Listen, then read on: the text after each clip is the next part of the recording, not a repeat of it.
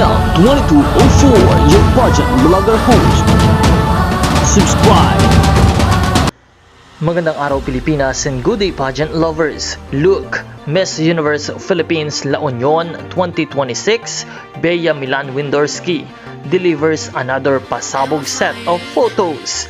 And this time, mas elevated, mas fierce at mas powerful ang dating. Suot ang isang deep blue gown na may daring plunge at sleek silhouette. Kitang-kita ang confidence at elegance ni Bea in every shot. Simple man ang styling pero sobrang lakas ng impact, proving na hindi kailangan ng sobra para mag-stand out. Blue now that I'm no longer in Boracay. Ani Bea, isang subtle transition mula sa kanyang Aqua Boracay moments to a more refined and high fashion version of herself. What makes this shoot stand out? It's her aura, ramdamang control, presence at confidence niya.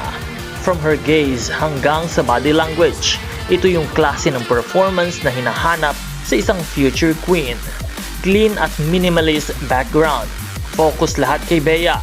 Perfectly fitted gown. Highlighted ang kanyang figure. Soft but polished glam.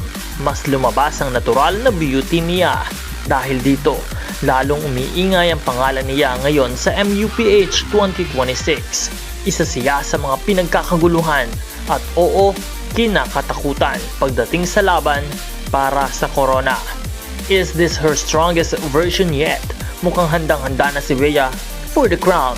Kaya naman stay tuned dahil patuloy tayong magbibigay ng mga update para sa inyong lahat. Don't forget to like and subscribe para sa lahat ng mga bagong balita at bagong videos na ating ibibigay. Maraming salamat sa panonood.